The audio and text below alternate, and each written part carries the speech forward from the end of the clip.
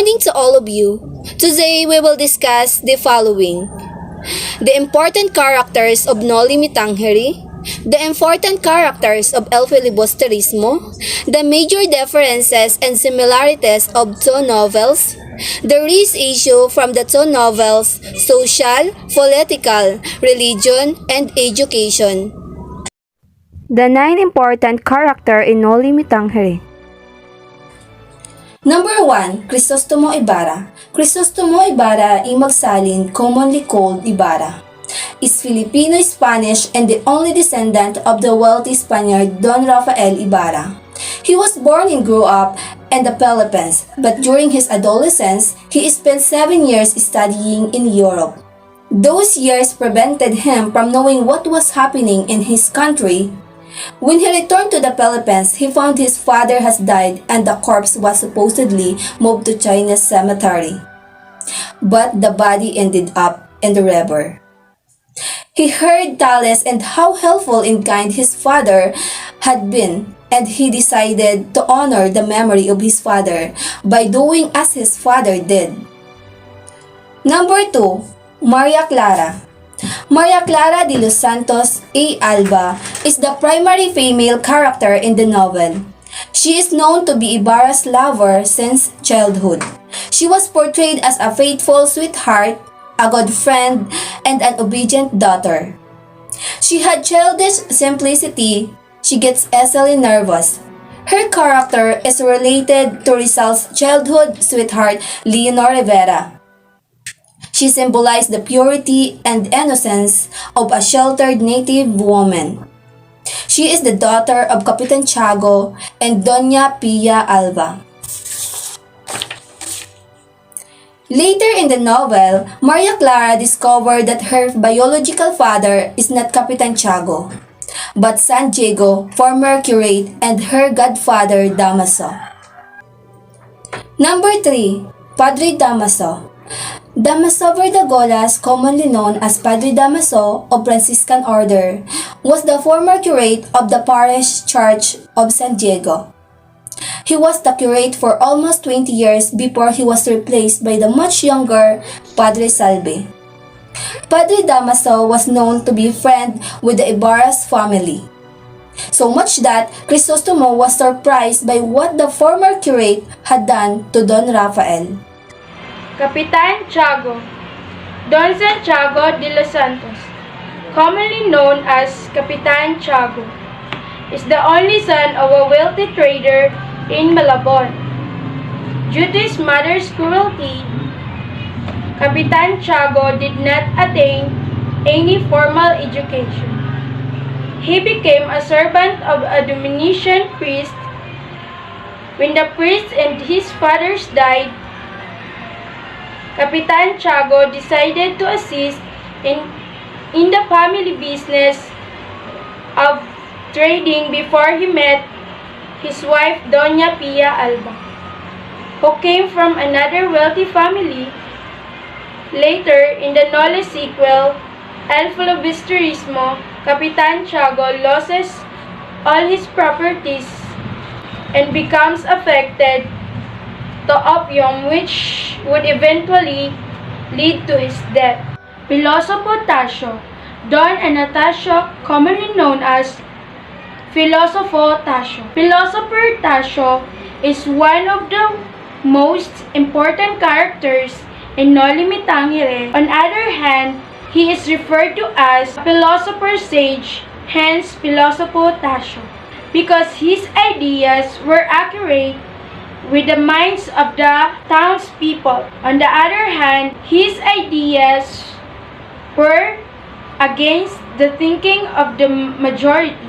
He was considered the imbecile Tasio, or Tasyong Sinto, or lunatic Tasio, or Tasyong Baliw. Number 6, Elias. Elias came from the family which the Ibarra clan had opposed for generations. He grew up in a wealthy family until he discovered something that changed his life forever. Despite that Ibarra family suggested his family, he entirely intended toward him. Furthermore, Ibarra whose turn saved Elias' life when trying to kill a crocodile. Elias helped him again before Ibarra got arrested by burning his house. Elias and Ibarra continued supporting each other until Elias sacrificed himself to help him one last time. He was shot by the guards. Mistakenly looked at as Ibarra trying to dive down the river and escape, and slowly dead. Number 7. Doña Victorina. Doña Victorina de los Reyes de Españada is the one who pretends to be a mestiza, a Spaniard born in the Philippines, and always dreamed for finding a Spanish husband, in which she married Don Tiburcio. She was feared by everyone in the town because of her old appearance, her ruthless personality, and her first bravery against Doña Consolacion. It actually come to pass that she did not like Don Tiburcio. She merely forced himself to marry him despite having fallen in love with Capitan Tiago. Number 8. Sisa. Narcisa married to the man named Pedro, and the mother of Basilio and Crispin. She despite how Filipino mother loved their childs unquestionably. Number 9. Doña Consolacion. Doña Consolacion Lamosa de los Guardians Civilians y Esposa del Alferez. Once a laundry woman who worked from the town Alferez, she became wealthy after marrying a Spanish husband. Despite that they are rivals with Doña Victorina, there are some more comments. The important characters of El Filibusterismo. Simon, Crisostomo Ibarra, in disguise, left for dead at the end of Noli Tangere. Ibarra was surfaced as the wealthy jeweler Simon, sporting a beard, blue-tinted glasses, and a revolver. Basilio, son of Sisa and another character from Noli Tangere. After his mother's death, he became a vagabond until Captain Tiago took him out of pity and hired him as a houseboy in exchange for sending him to school. He was graduating as a medical student, a doctor. His girlfriend is Juli. Isagani, Basilio's friend and one of the students who planned to set up new school. His girlfriend was the rich and beautiful Paulita Gomez, but they broke up once he was arrested. He sabotaged Simon's plans by removing the lamp that contained explosive and threw it in the water. Kabisang Tales. Kabisa Celestino Juan Dizos is a former Kabisa di Barangay or Barangay Head of Sagpang, a barangay in San Diego, neighboring town of Chani, who resurfaced as the feared Luzon bandit Matangliwan. He is the son of Tandang Celo and the father of Holy Intano. Don Custodio, Custodio de Salazar E. Sanchez de Monterredondo, a famous journalist, high official in the government, has a mistress Pipay. Paulita Gomez, the girlfriend of Isagani and niece of Doña Victorina. In the end, she and Juanito Vilaez are wed, and she dumps Isagani's believing that she will have no future if she marries him. Macaraig, one of Isagani's classmates at the University of Santo Tomas. He is the rich student and served as the leader of the students yearning to build the academic de Calistino. Father Florentino, secular Filipino priest, choose to live alone to avoid temptations and prestigious position and high income, the last person Simon talked to before. Juliana de Dios, the girlfriend of Basilio, the youngest daughter of Cabisang Reyes. Juanito Pilaes, a favorite student of the professors. They belong to the noble Spanish ancestry. After failing in his grades, he became Paulita's new boyfriend, and they eventually wed. Father Camora, the lustful parish priest of Tian, San Diego's adjacent town, who was longtime desirous for young women. He nearly raped Julie, causing the latter to commit suicide. Ben Saip, the pseudonym of Abraham Ibanez, a journalist who believes he is the only one thinking in the Philippines. Ben Zaib is an anagram of Ibanez, an alternate spelling of his name. Placido Penitente, a student of the University of Santo Tomas, who was very intelligent and wise, but did no one, if not the only by his mother's plea, to pursue his studies. Hermana Penchang, sa pang-rich Pusaka, a gambler, she offers Julie to be her maid, so the latter he obtained money to free Kabisang Teo. Disbelieving of Julie and her close friends, she considered herself as an ally of the friars. Father Irene, Captain Tiago's spiritual advisor.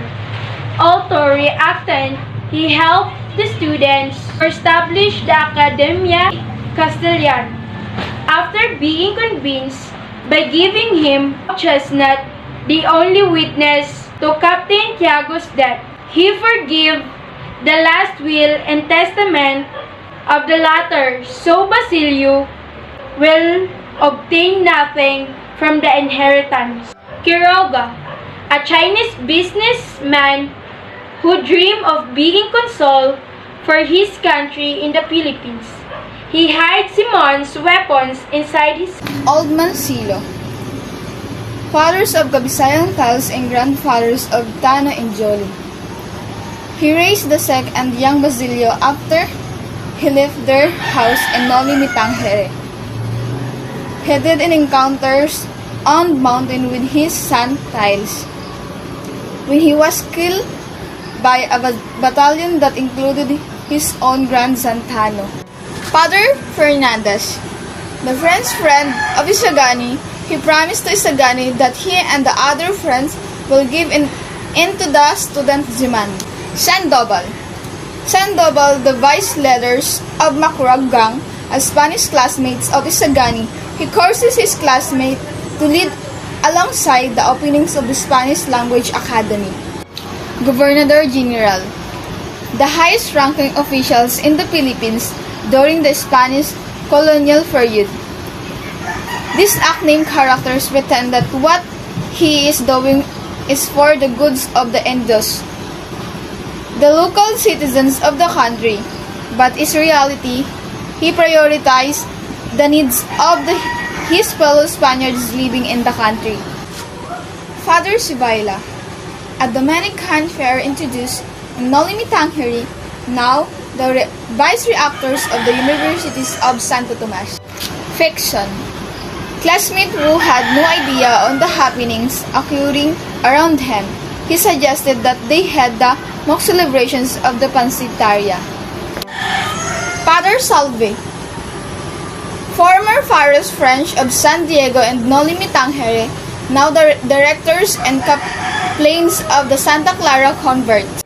Okay, let's move on to the major differences and similarities of the two novels, the Noli Tangere and El Filibusterismo. The similarities of Noli Tangere and El Filibusterismo. For general understanding, Noli Tangere and El Filibusterismo are similar primarily in their author, who is Jose Rizal. The two novels were similar in that they both talk about how Spaniards abused the Filipinos, the abuse of the church's power, and discrimination on Filipinos. For instance, in the novel of Noli Tangere, the Spanish ruthlessly killed the father of Crisostomo Ibarra, who was Don Rafael, because he had just defended the helpless boy from the brutality of an illiterate Spanish tax collector. He suffered from imprisonment and later died unhappily. The Spaniards accused Don Rafael for being a heretic, which means practicing religious heresy or wrong beliefs. Therefore, his corpse has been removed from the cemetery of consecrated ground. The cruelty and brutality of the Spaniards were not only found in Noli Tangere, but also existed in the novel El Filibusterismo, and that was their similarity. Just like from Noli Me Tangere, the Spanish authorities displayed inequity in El Filibusterismo when they arrested Simon and poisoned him. Noli Me Tangere and El Filibusterismo have similarities in terms of aim and purpose. Both seek to educate Filipinos about what is going on in the country. They want the people to fight for their country and have total freedom. Just like what Crisostomo Ibarra or Simon did in the two novels, wherein he showed his eagerness to get freedom against Spanish rule. He became adventurous in his battle with the friars and stood for his allegation for the country. Despite everything, the two novels present their differences across themes and situations involved. El Filibusterismo has a little more humor, less idealism, and less romance than Noli Me Tangere. To better understand why, let us listen and find reasons through the continuation of my discussion from someone coming from. Thank you. Good day everyone. Today is my discussion is about the major differences of Noli Me Tangere and El Filibusterismo.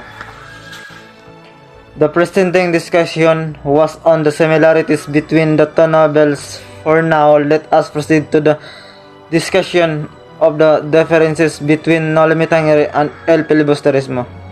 Let us find out same reason why Noli Me Tangere differs from El Filibusterismo. First and foremost, El Filibusterismo, has mentioned a while ago, has a little humor, less idealism, and less romance than Noli Me Tangere. It is more revolutionary and more tragic than the first novel. As a proof, Noli Me Tangere more focused on and surrounded with the love relationship of the two lovers, which has Crisostomo Ibarra and Maria Clara. We can say that Noli Me Tangere is much romantic than El Filibusterismo. On the other hand, El Filibusterismo were more revolutionary and more tragic rage for the Spaniard, wherein he took a bomb and a lamp during the wedding of Paulita Gomez and Jacinto Pillas. Therefore, more people might well die. He became aggressive to fight and kill his enemies, particularly the friars. Then the difference of Noli from Fili is that Noli Me Tangere tackles about the social problem of a typical during the time, and in order to solve such a problem, Ibarra advocates to educate the people. Hence, El Fili tackles also the same problem, but in order to fix those problems, the compassionate Ibarra of the Noli turned to be the rebel Simon, and the revolution in the only ways to solve such a problem. Fili tends to be more realistic and portraying the life of the Filipinos during those time, while the Noli is way so romanticizing the situation that can be considered.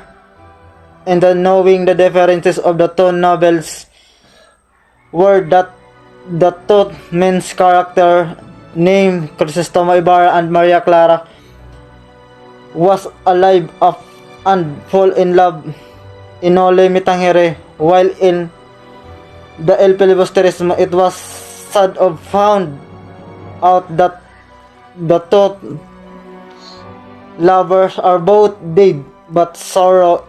In conclusion, Noli is a love story, is romantic novels dedicated to our motherland, while El Filibusterismo is a political novels associated with revenge and anger, and is dedicated to Gamboarza, which symbolizes the three friars' name. In social, political, and education are from the novel El Filibusterismo and expound in the real depiction of a true condition of the Filipinos in the 19th century. Society issues, both of Rizal novel had a profound effect on Philippine society in terms of views about national identity, the Catholic faith, and their influence on the Filipino choice. Political issues in the government, issues of corruption, abuse of power, discrimination, and on a larger scale, the issues related to the effect of colonization of people's lives in the cause of independence. Religion issues. El Filibusterismo depicted the most important social ill that affected Philippine society under Spanish colonial rule. This novel was a critical critique of Freer's domination and corrupt governance. Simultaneously, Rizal demonstrated in this work how some Filipinos were complicit in the colonial rule, ranging from middle-class professionals who remained silent in the face of wrongdoings to apparently religious churchgoers who maintained severe social structure. Education issues and the government issues of corruption. These novels later on indirectly became the inspiration for starting the Philippine Revolution.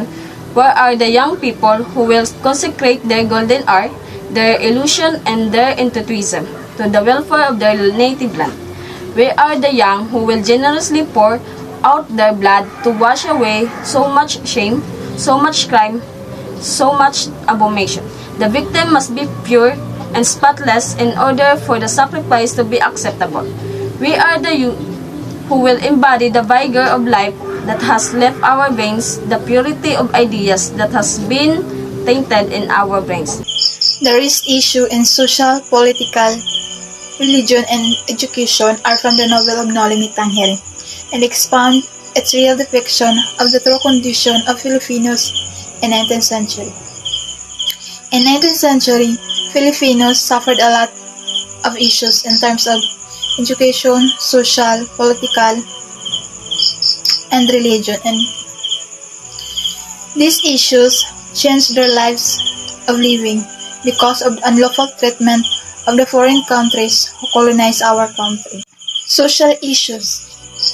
Social problems basically refer to a state of difficulty experienced by members of society, which makes them unable to achieve their goals as individuals and as a society at large.